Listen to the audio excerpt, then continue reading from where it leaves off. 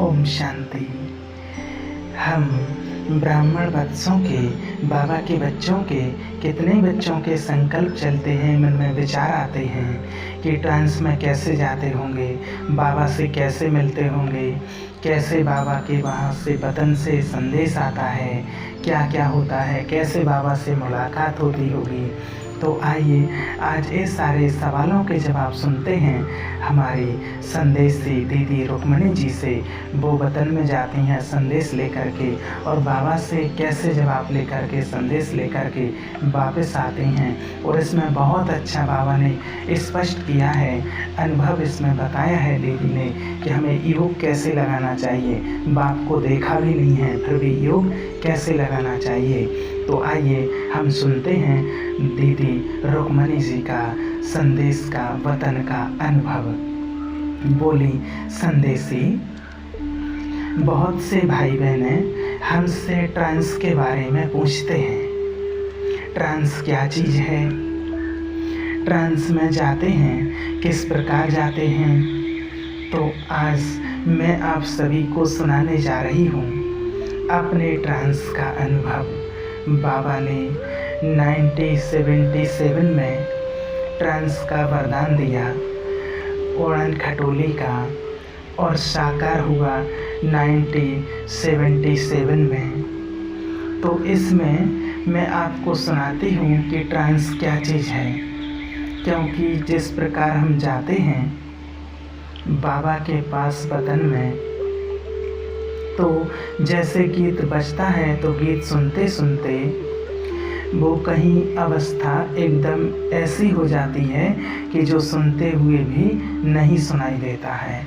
और जैसे हम जाते हैं बाबा के पास वतन में, तो हमेशा बाबा बादलों के बीच में हमें दिखाई देता है, और उसमें जैसे कि शिव बाबा की लाइट आती है, ब्रह्मा बाबा का सूक्ष्म शरीर दिखाई देता है, और वो एक्शन होता है एक मूवी एक्शन के द्वारा, जो बाबा के हाथ के इशारे, मुंह के इशारे वो चलते हैं, और बाबा की बात को एक दृश्य भी सामने आते हैं। जिस प्रकार से कभी कभी समय के अनुसार, कभी राखी आई, दिवाली आई, कोई त्योहार आता है, तो बाबा वो दृश्य भी दिखा देता है।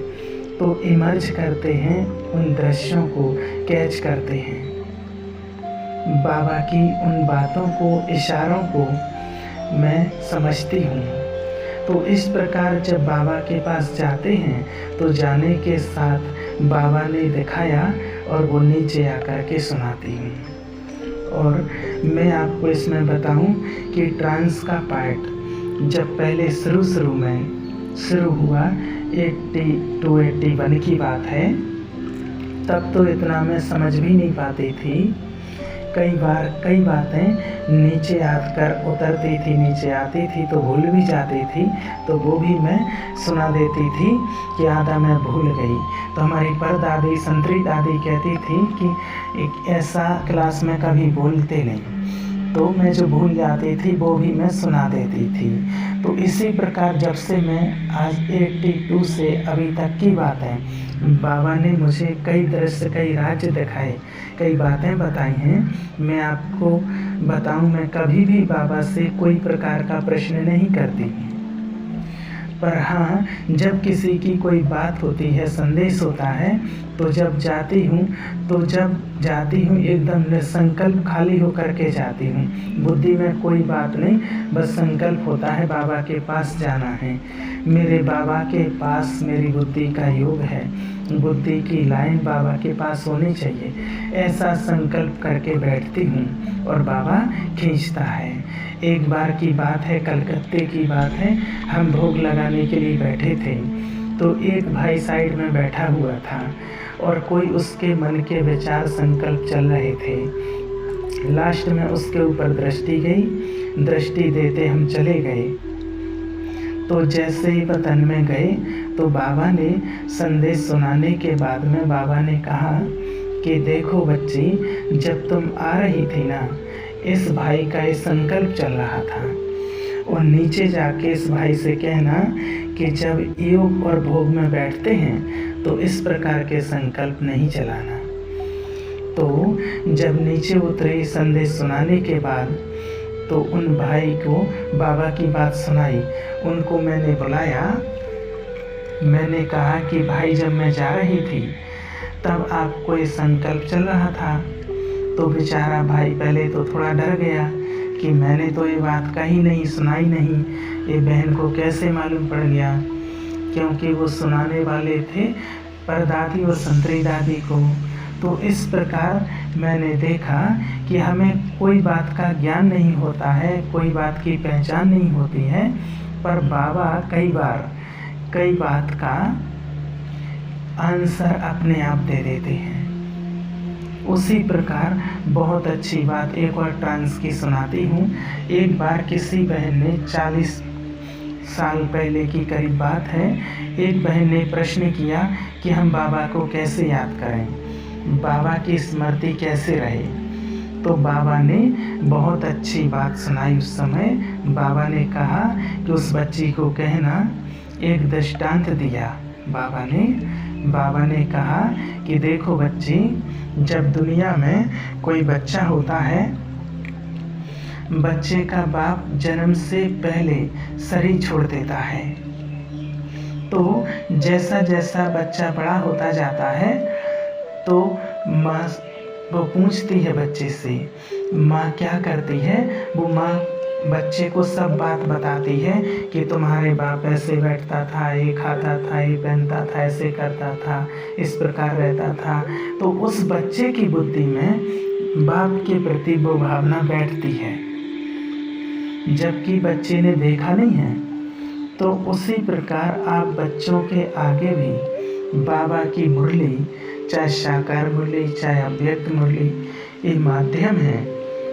और इस मुरली के माध्यम हम समझ सकते हैं कि हमारा बाबा कैसा होगा। तो इससे हम बाबा की जितनी प्यार से मुरलियाँ, जितनी गहराई से सुनते हैं, तो हमें योग लगाना, हमें कोई मेहनत नहीं है। पर जब तक हम उस गहराई से उसको नहीं सुनते समझते हैं, तो हमें हमारा बुद्धि योग, हमारी बुद्धि का योग बाबा से जुड़ नहीं सकता, लग नहीं सकता। तो बाबा ने कहा, जैसे कि लौकिक माँ अपने बच्चे को अपने लौकिक बाप की बातें सुना सुना के उसकी बुद्धि में बैठा देती है, तो आप बच्चे भी तो बाबा की इतनी बातें सुनते हैं ना। सुनने के बाद आप बच्चे क्यों प्रश्न करते हैं कि बाबा को याद कैसे करें। तो ये भी 40 साल पहले की बात है। इस प्रकार बाबा कई प्रकार के अनुभव हमें बड़ा स्पष्ट कर देते हैं। इसके ऊपर एक बात और हंसी की याद आती है। कई लोग कहते रहते हैं, प्रश्न तो करते हैं, और कभी कोई प्रश्न बाबा को सुनाने जैसा होता तो सुनाते हैं। एक बार भोग लगाने के साथ साथ, बहुत समय पहले की बात है, बाबा को भोग लेके जा रही थी, तो एक बहन ने कोई मेरे को याद दिया और कहा कि मेरे बाबा को कहना, मेरे माता पिता को अभी उठा लेना चाहिए। तो मैंने पहले तो कहा कि ये बात तो बाबा से कभी पूछी नहीं जाती है, ना मैं पूछूंगी।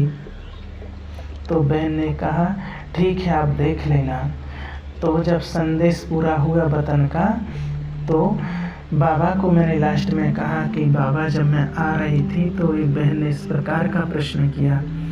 तो बाबा ने बड़े अच्छी रीति से उसका जवाब दिया कि बच्ची, उसको कहना, बहुत अच्छा दृश्य इमर्ज करके कहा कि बच्ची देखो, दुनिया में जब लाइट जब उड़ता है या उतरता है, फ्लाइट जब उड़ता है, उतरता है या नीचे आता है, तो उसको स्थान चाहिए, जगह होगी तभी उड़ सकता है और उतर सकता है।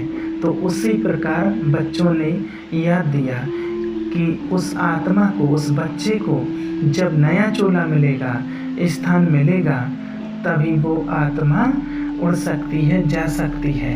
तो बाबा ने कहा इस प्रकार बहुत अच्छी तरह चिट चैट करते हुए बाबा ने कहा कि बच्चे इस प्रकार का संकल्प ना करें। हर आत्मा का अपना अपना हिसाब किताब है और समय के अनुसार आत्मा अपने आप चली जाएगी स्थान छोड़कर नया स्थान लेने के लिए।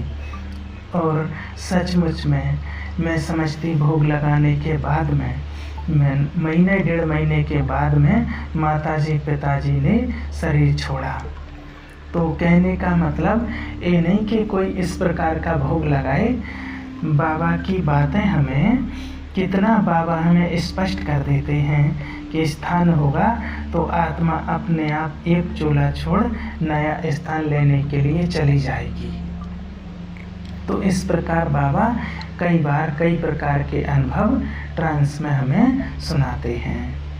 और मैं तो अनुभव करती हूँ कि सचमुच में ट्रांस के अनुभव के कारण बाबा ने हमें बहुत लाइट रखा है, बहुत हल्का रखा है। मैं ज़्यादा नेगेटिव ना बातें करती हूँ ना सोचती हूँ। बाबा ने अवस्था के कारण स्थिति इतनी निसंकल्प बना दी है, जब जाती हूँ तब भी निसंकल्प रहती हूँ। कुछ समय पहले याद होती है और जिन भी आत्माओं को याद वो लेकर बाबा के पास पहुँचती हूँ और बाबा के आगे उन आत्माओं को उसी प्रकार से याद रखती हूँ और बाबा भी समय के अनुसार उनकी बात सुनकर उसका जवाब स्पष्ट रूप से देते जाते हैं। और मैं तो कई बार अनुभव करती हूँ कि यदि कोई भाई बहनें थोड़ा भी भोग लगाते हैं मन के संकल्प से, पावरफुल संकल्प से, और यह भोग लगाया है और कुछ मिनटों के बाद, कुछ घंटों के बाद, कुछ समय के बाद उनका वो कार्य सफल होता है, संपन्न होता है। ऐसे कई मिसाल मेरे सामने हैं। कई बार तो कई भाई बहनें फ़ोन करके बोलते हैं कि दीदी हमने भोग लगवाया और एक काम हो गया।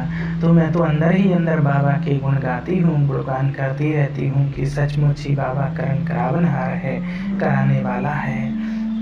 तो सचमुच ही मुझे अनुभव होता है कि जितने हम हल्के रहते हैं, जितने लाइट रहते हैं, तो बाबा हमारी सब दिल की आवाज़, सब दिल की मन की बातें ज़रूर सुनता है और उसका रिस्पॉन्स भी बाबा देने के लिए बंधा हुआ है। और मेरा तो अंदर से एक ही लक्ष्य रहता है, विश्वास रहता है कि बाबा नहीं करेगा तो कौन करेगा, क्योंकि हमारा तो बाबा के सिवा कोई और है नहीं। इस प्रकार बाबा ने हमें एक वरदान दिया, विशेषकर गुलजार दादी ने और जानकी दादी ने हमें कहा कि आपको कलकत्ता नहीं जाना, एक बार बाबा के घर की मधुबन की संदेशी बन के रहना है। जो साकार बाबा ने आपको वरदान दिया है, उस वरदान को आपको यहाँ पर इस स्थान पर बैठकर उसे सहज रीति से उस पाठ को बजाना है। तो इस प्रकार ट्रांस का पाठ बाबा ने वरदान के रूप में दिया और उस अनुसार ही हम अभी तक चलते रहते हैं। बाबा चलाता रहता है। ओम शांति।